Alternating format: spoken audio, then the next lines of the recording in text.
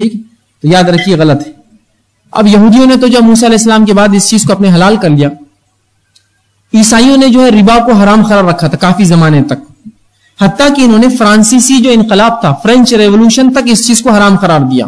اور ہم دیکھتے ہیں کہ 1779 تک ان کے پاس بھی سود حرام تھا. اس کے پہلے کی جو ان کے فتاوے ان کے علماء کے وہ حرمت کے ہیں. 1779 کے بعد جب فرانسیسی جو ہے ریولوشن ہوا، اس کے بعد یہودیوں کی گرفت پہلی بار جو یورپ کے اوپر ہوئی. اس سے پہلے یہ جو گھیٹوز میں یہ جانوروں کے ساتھ باندھے جاتے تھے، ان کی اسی حرکت کی وجہ سے، سود خوری کی وجہ سے. لیکن یہ فرینچ ریولوشن انہوں نے ایک انقلاب لایا، لوگوں کو بہکایا اور ایک انقلاب برپا کیا، اور وہاں کی جو حکومت میں لوگ تھے ان کو مٹایا اور کہا یہ تمہارا مال نوچ کے کھا رہے، لوٹو اور پورے مال کو تقسیم برابر کرو. یہ ایک صرف حربہ تھا ان کا، صرف مال و دولت کو اور اس حکومت کو ختم کرنے کا.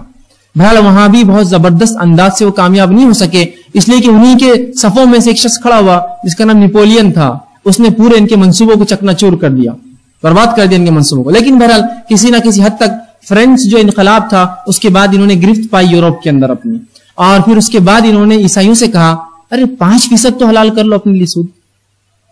تو پھر جو ہے کیتھولک چرچ نے پہلی بار کہا کہ 5% سود حلال ہے. پھر فتویٰ ہے 7% سود حلال ہے، اور آج انہوں نے مکمل طور سے آزادی دے دی عیسائیوں کو کہ جتنا سود چاہے کھاؤ. یہی معاملہ مسلمانوں کے ساتھ ہوا کہ جب تک